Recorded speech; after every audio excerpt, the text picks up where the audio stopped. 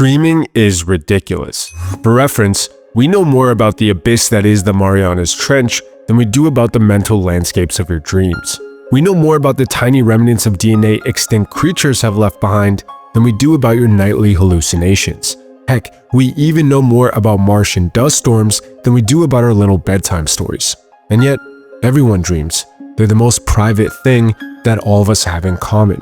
Immediately recognizable, but incredibly difficult to define. So much so that for decades, dreams were believed to be nothing more than brain noise, very fleeting and completely meaningless. But if that's true, why would your brain paralyze you during REM sleep? Why would it burn costly energy running simulations instead of repairing itself? And why would REM sleep appear in the womb way before any life experience? The reality is, the rabbit hole of dreams is deep.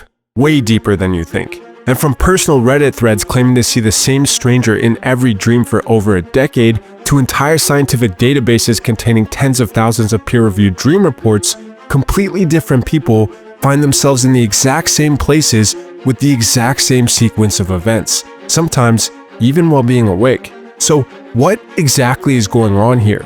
And how deep into dreams do we have to go to find out?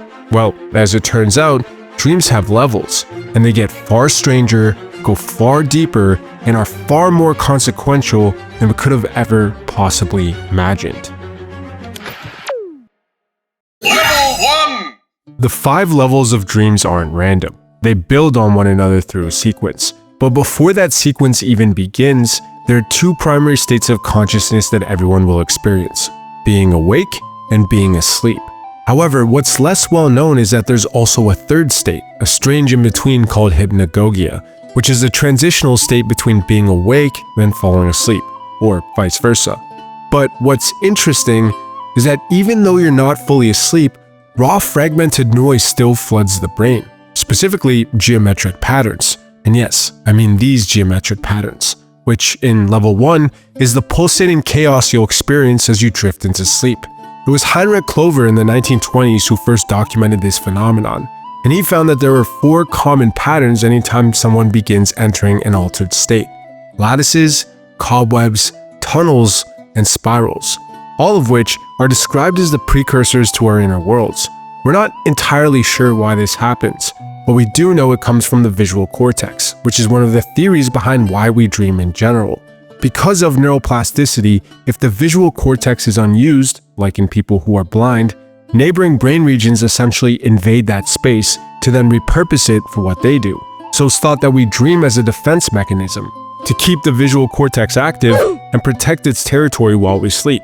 But while this may very well be why we started dreaming in the first place, it doesn't explain the content of dreams, or why so many brain areas other than the visual cortex need to be involved. Still, these geometric patterns are the doorway to dreams. They're all that exists in level 1. Some people remember experiencing them, and some people don't. But it is only once you cross through them that the real dreaming begins. Level 2! In level 2, you're dreaming. Kind of. You're somewhere, you might be someone, but the dream is still forming. So at this level, the landscape is the focus. But it's odd, feels incomplete, and is completely empty. Which is why this level is where the concept of dreamscape comes from, an art style defined by surrealism, usually characterized by familiar landscapes and bright colors. But while most people focus on the everyday environments, the houses that look familiar, or the proportions that make things feel off, what I find most interesting is the things that are missing. Now, I'm no artist, but I am familiar with the concept of negative spaces, which is when the absence of something outlines the main subject of the image by contrast. It works by creating a visual hierarchy that guides the viewer's eyes through the composition. But where it really shines is in its contribution to the harmony of the art piece. Negative spaces are used to distribute visual weight evenly. However, artists can take advantage of this by using too little or too much. Use too little and you can alter the viewer's perception by creating the feeling of being overwhelmed. Use too much and you can create a feeling of isolation or emptiness. In Dreamscape, aside from the fact that familiar objects are often conveyed, images feel familiar because the large negative space gives you the room needed to project your own feelings onto that artwork. And in this level of dreams, that's exactly what's happening. Dream researchers describe it as the void behind perception. Antony Revonchow calls it selective simulation. Dream dictionaries call it the archetypal emblem of the void. Either way, this is when your brain starts to build. And oh boy does it do that, with the most vivid, accessible material it has at its disposal: memories. But not just any memories, heavy ones, tagged with emotion, which come from the amygdala instead of the hippocampus. But at this point, what's supposed to be a dream is a void, unrendered and empty.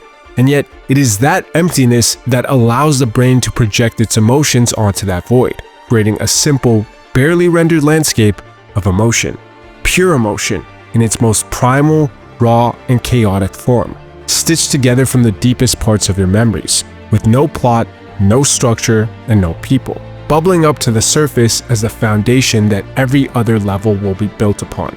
However, at this stage, what you experience is just the beginning. Level 3! A strange phenomenon that exemplifies what Level 3 is about is the airport dream, which has hundreds of posts dedicated to it on our dreams. In them, people report finding themselves in an airport, scrambling to catch a flight. But as they make their way towards the flight gate, things start to go terribly wrong. At first, the gate will move or disappear. In response, the dreamer changes course. But as they do, they get lost. So in a desperate attempt at reaching their flight on time, they try to ask people for help, but get ignored. Or worse, turn to find themselves as the only person in a massive airport. And no matter how much they run or how hard they try, eventually they'll miss their flight. Now, by itself, this isn't a particularly unsettling dream. It's not comfortable, obviously, but I wouldn't call it a nightmare. However, where things do start to get nightmarish is when they repeat. And in the airport dream, this seems to be a frequent occurrence, as a couple months later, the same person will find themselves in the same narrative arc, but happening on a cruise, or in a hotel, or when they're on vacation, all of which have the same outcome, but with a different sequence of events. Generally, it's thought that a dream about never arriving in a transportation setting is tied to anxiety about unresolved life tasks. But with the setting itself depending on the transportation settings you're most accustomed to. Regardless, this phenomenon perfectly encapsulates the key aspect of this level. It's metaphorical. With raw emotion taking center stage, your brain is now trying to shape it. But to do that, it needs to turn up the volume, amplifying the emotion until it's strong enough to be processed. Without the ability to use language, since, you're asleep, it does this by distilling the emotions into one of 5 central themes: identity, desire, fear, loss, or conflict. Taking the same memory fragments as earlier and then repurposing and combining them into a structure that can express one of these themes. So the plot that comes from this isn't logical. It's not the story you'd expect from a movie script. It's emotional logic, cause and effect that's used to reinforce the core emotion, not to make literal sense. But why it chooses these specific themes, or where those themes even come from, is something we still don't know. However, some people have ventured far enough to give us some clues. Level 4! Level 4 is where dreams cross a boundary. They stop feeling like they're generated from you and start feeling like they're generated for you. Experiences include characters that keep returning, real places you'll visit, and encounters with independent agents. But above all else, what defines this level is the feeling that your experience isn't yours. And on Reddit, there are some really strange examples of this. One case describes the experience of encountering the same figure night after night across more than 10 years of dreaming, first meeting as children and then growing up together. Another describes dreaming about places they've never been to or heard of, vividly picturing everything, like the colors, the architecture, or the extravagant shop names, only to then wake up and find out that that place and the way they dreamt it actually exists. In both cases, the dream unfolds from their perspective, while the person and place feel like independent agents. However, these are individual examples. It's not like this theme is that widespread, right? Nope. When I was looking through the massive dream bank database, the most interesting thing I found was this: consistent reports of being chased, sometimes by strangers and sometimes by people you know, sometimes on foot and sometimes in a vehicle. Regardless, the theme is so widespread that it consistently ranks in the top 3 most experienced nightmares, as well as being the single most frequently reoccurring one. But what's more is that it's often accompanied by an inability to escape, where the dreamer falls and then gets caught, or where their legs get so heavy that they can't move. It's not like the dreamer wants that to happen, they're actively trying to escape. And yet, in a similar manner to the Reddit examples, no matter how urgently they try, the outcome is inevitable. I believe that this is because the elements of your dreams can mean multiple things at once. But why this happens is particularly interesting to me. We know it's because, in some way, level 4 is where the brain attempts to extract meaning from the structured emotions it created earlier. But extracting meaning predominantly comes in two forms. There's the top layer, which is subjective and personal, determined by things like your experience, memories, and how you interpret them.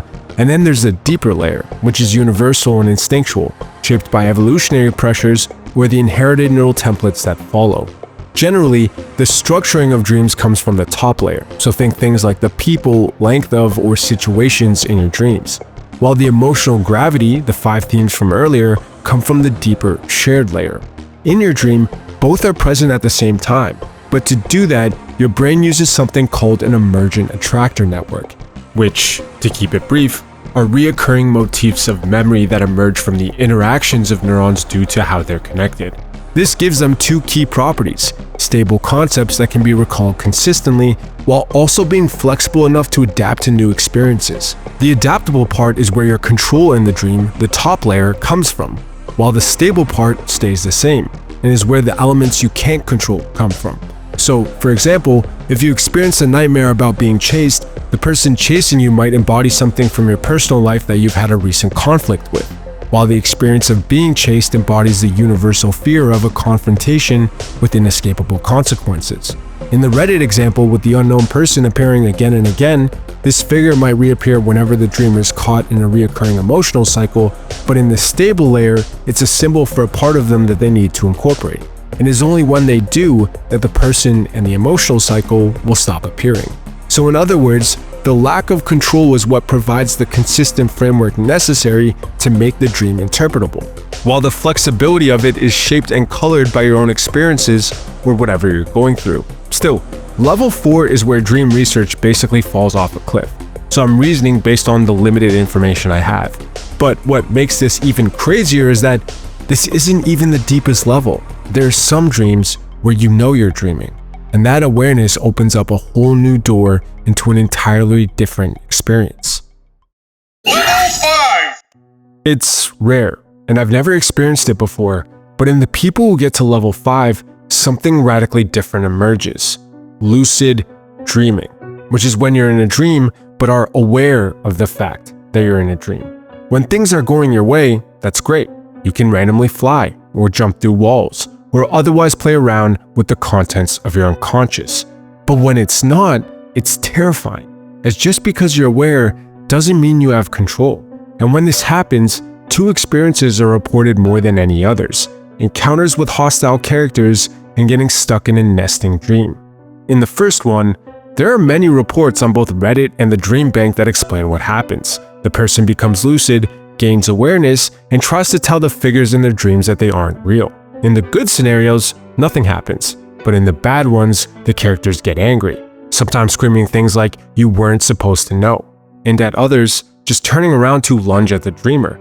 No one really knows why things like this happen. The only thing we do know about lucid dreams is that parts of your prefrontal cortex reactivate, but even that gets complicated, because in the second experience, you don't have the same level of freedom. As the reports go, a person wakes up and starts their day. They get dressed, use the bathroom, and brush their teeth. At first, everything feels normal, until they catch the reflection in the mirror. It's wrong. Their nose is on their forehead, and the mirror is a different color than it's supposed to be. As soon as they realize, bam, they wake up. Luckily, it was just a dream, so they feel a sense of relief and then get started on their morning routine again. But when they check the mirror this time, their face is still distorted. Only now, the mirror's color matches reality, so they panic and then bam, wake up again. This time, they get suspicious, so they go straight into the bathroom and look at the reflection in the mirror. Immediately, a sense of relief washes over them. They're finally actually awake. But then, when they take a second glance, their face distorts again. Suddenly, bam, they wake up. This time, for real. In the reports of people who have experienced this cycle can happen again and again and again, sometimes 7 times in total, all while the dream gets closer to reality every single time. It's a terrifying experience to think about, honestly. because as of right now, all we have are reports. Some people think these experiences emerge from the tension of being aware and the system of the dream itself. Others think it's because your awareness can't sync with the sensory input you get when you're awake. So the looping is done to flip through dream layers and waking signals until they match, and that's when you wake up. Regardless, this is the final level of dreams, at least based on our understanding right now. And honestly, I think it just opens more questions than it answers. But maybe, with time, we'll be able to figure them out. Anyway, thanks for watching.